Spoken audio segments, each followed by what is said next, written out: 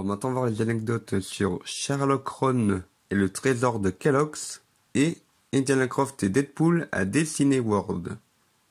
Alors tout d'abord, Sherlock Holmes et le trésor de Kellogg's. Du coup c'est une parodie de...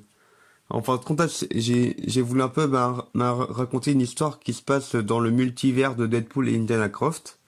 Et du coup, dans un autre univers dans lequel, du coup, Deadpool est une femme. Et du coup, c'est pas Wade Winston, mais c'est Mary-Jane Watson. Alors que l'autre personnage, c'est pas Indiana Croft, mais c'est Sherlock Holmes. Donc inspiré de Sherlock Holmes. Et en fin de compte, c'est deux personnages qu'on a déjà pu voir dans d'autres vidéos. Mais bon, on les reconnaîtra plus tard, en fin de compte. En fait, c'était un peu pour raconter d'où viennent ces personnages-là, pour un peu développer, quoi. Et en fait, là, je me suis dit que ça pourrait être marrant de faire une sorte de parodie de comédie musicale de type Disney, là. Parce que dans cette vidéo-là, il y a genre quatre chansons, en fait. Et du coup, vu qu'il y a quatre personnages, alors du coup, chaque personnage a sa chanson, quoi. Il y a par exemple, MJ, là, qui est la Deadpool de cet univers. Du coup, elle présente cet univers, elle présente les personnages.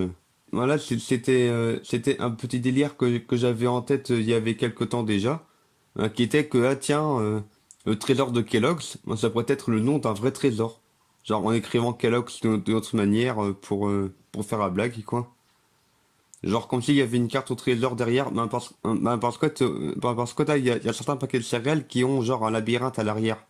Mais bon, c'est pas le cas de celui-là, mais ça fait l'humour quand même. Et d'ailleurs, c'est marrant aussi, genre qu'il y ait le paquet de céréales avec les bols et tout. Genre, c'est pas trop sa place. Alors là, du coup, c'est Mickey Mouse qui est ma parodie de Taras Poutine.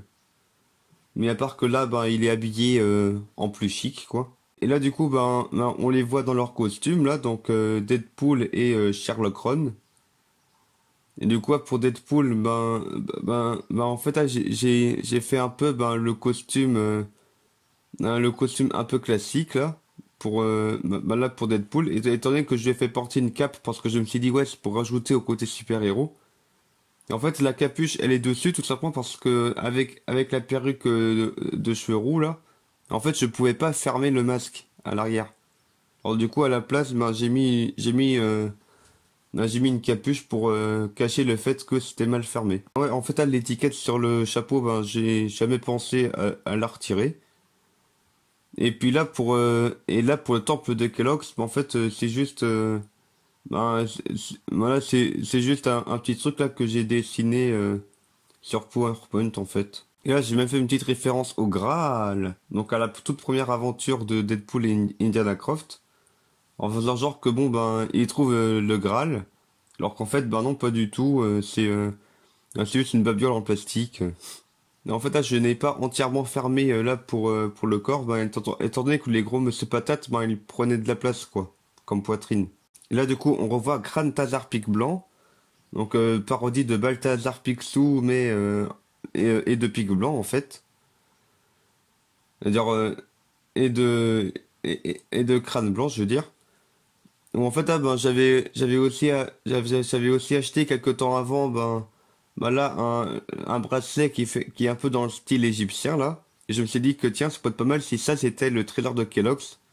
Et je m'étais dit comme pouvoir, que le trésor de Kellogg's permet d'absorber et de faire disparaître les super pouvoirs de quiconque le touche, quoi.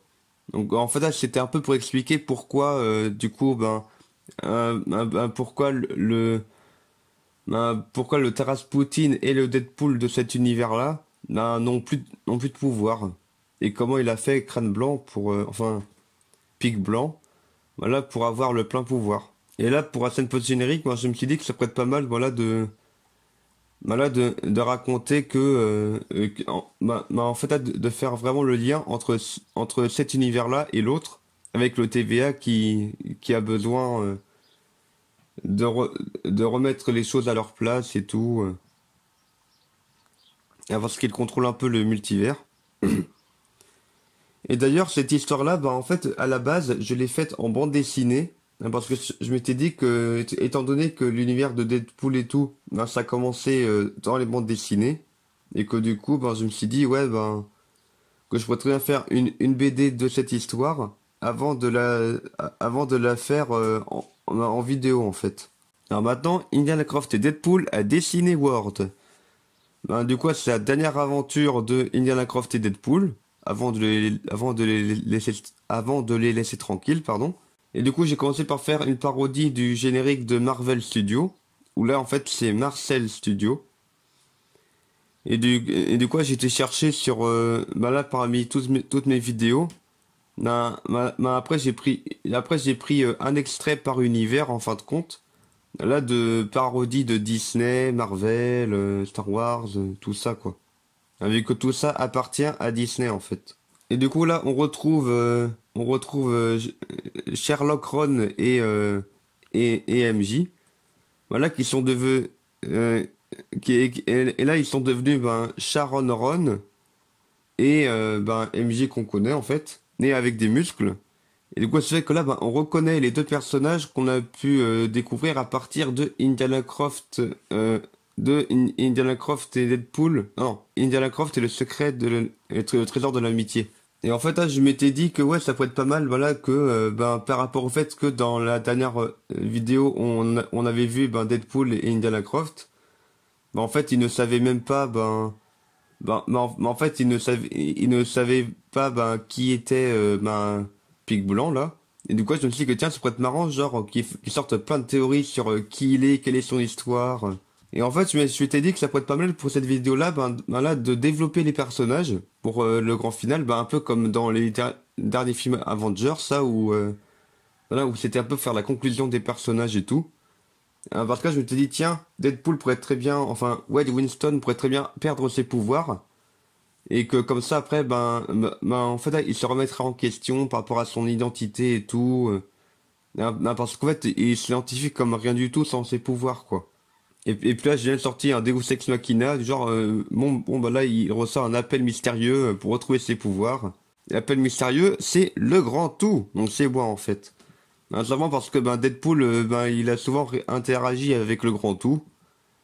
Et du coup, ben, étant donné que le grand tout c'est moi et que en fait, ben, je décide de ce que je veux pour les vidéos, ben, du coup, je m'étais dit que ça pourrait être pas mal, ben, là, de le faire intervenir dans le monde, voilà, dans le monde réel entre guillemets de Deadpool en fait.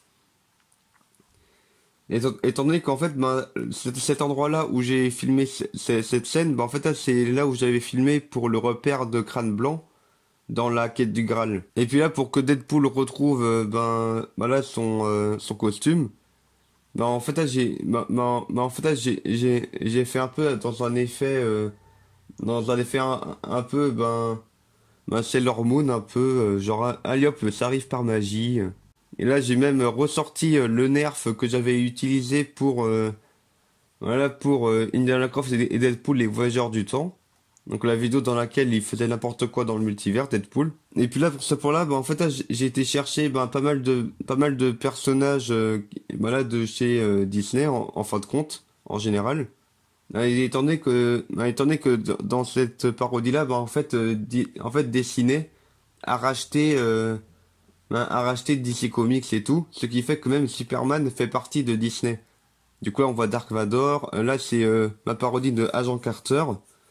Donc, non, de Captain Carter, je veux dire, enfin, Captain America en femme, là. Donc, il y a Iron Man, Superman, Captain America. Il y a aussi Miles Morales, donc là, c'est, donc Miles Morales, ouais, c'est Spider-Man en noir. Il y a aussi Thor, sauf que là, c'est la version qui fait la fête à ses parties Thor. Et le Strange suprême, qui est un Doctor Strange hyper puissant. Et du coup, je m'étais dit que bon, pour faire une grosse scène de baston, que ça aurait été plus simple hein, de faire ça avec des Lego en fait genre allez hop je bouge des bonhommes en Lego et du coup ça fait plus amusant quoi et j'ai même voulu faire une petite révélation à la fin du genre qu'en fait dans le costume de Deadpool là pour le face à face avec Crâne Blanc Donc en fait, c'était Indiana Croft qui a récupéré le trésor de Kellogg's et qui a perdu ses pouvoirs. Hein, parce que du coup, lui, il avait récupéré les pouvoirs, hein, le pouvoir de régénération, d'immortalité.